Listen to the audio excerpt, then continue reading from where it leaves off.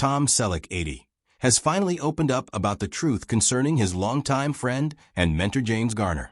Thomas William Selleck was born on January 29, 1945, in Detroit, Michigan, into a working-class family that would later move to Sherman Oaks, California.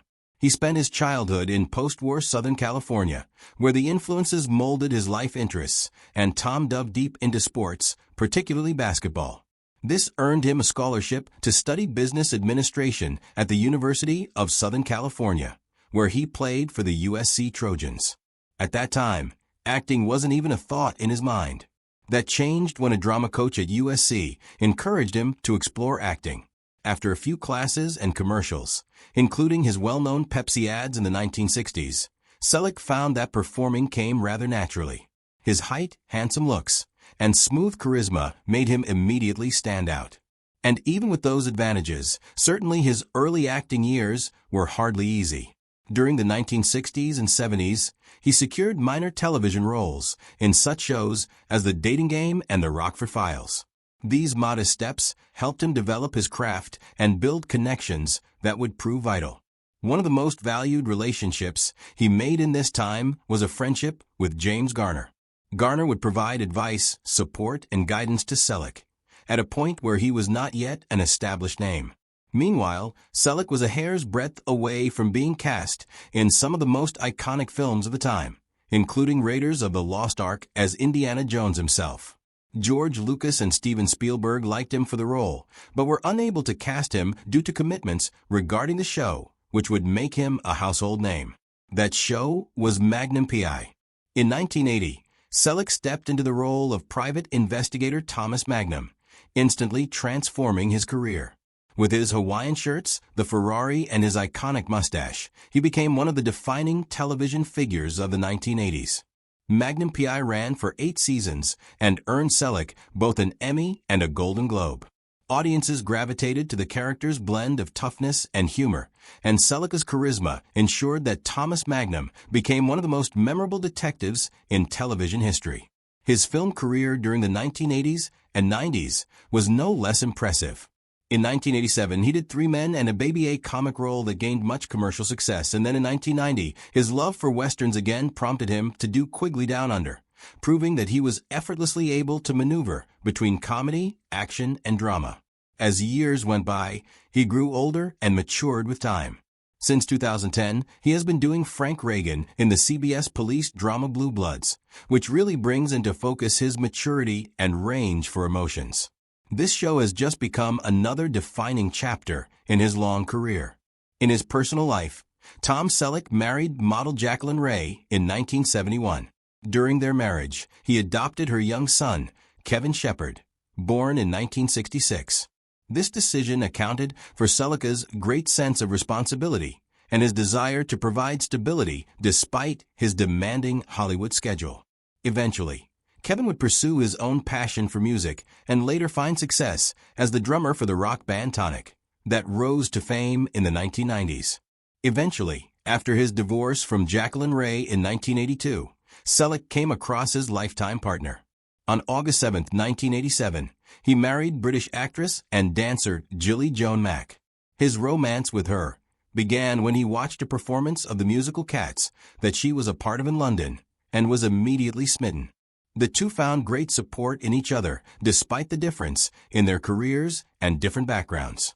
Their wedding was low-key, with a few people present, reflecting Selleck's preference for a quieter personal life. Tom and Gilly had a daughter named Hannah Margaret Selleck, born on December 16, 1988. Hannah quickly became interested in horses and grew into a champion competitive equestrian, never an actress. Selleck frequently speaks with pride of her discipline, concentration, and accomplishments. To get away from the hustle and bustle of Hollywood, the family located to a quiet 60-acre avocado ranch in Hidden Valley near Thousand Oaks and Westlake Village. Rich with a touch of Hollywood history, the property was once owned by legendary entertainer Dean Martin. It offered both privacy and a sense of connectedness to the land for the Selleck family. Unlike many actors who surround themselves with layers of luxury, Selleck fully embraced the everyday responsibilities of ranch life.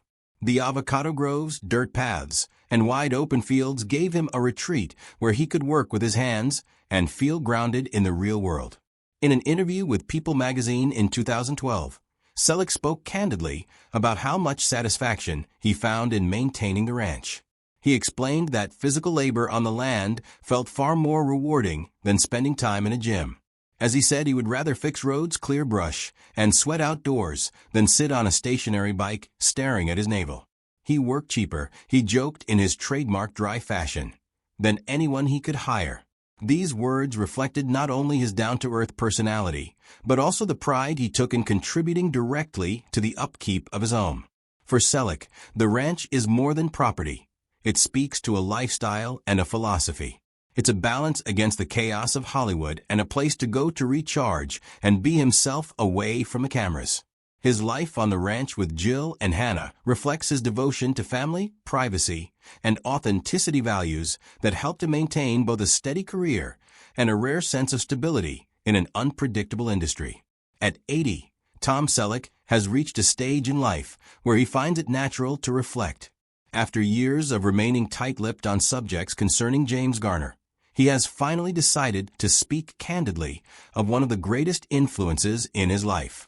He feared, through all these years, that his words would never be good enough to describe the respect and gratitude he felt for Garner.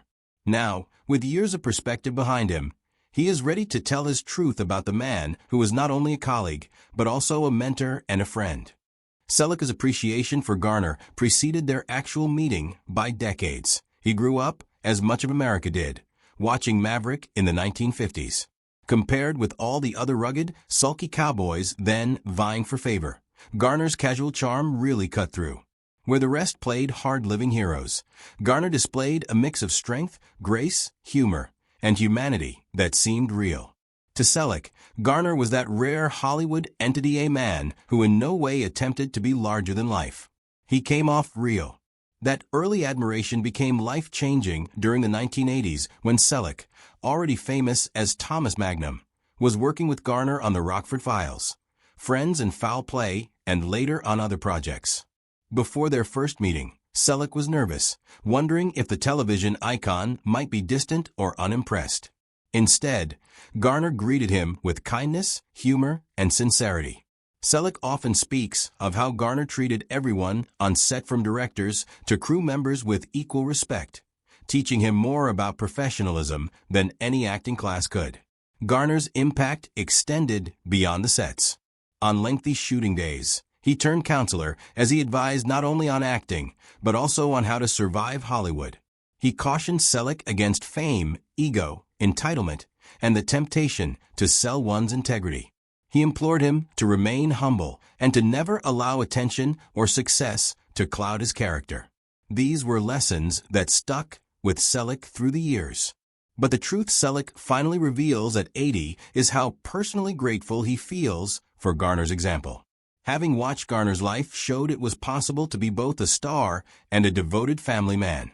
The long marriage of Garner to Lois Clark made a deep impression on Selleck, especially during the height of Magnum P.I.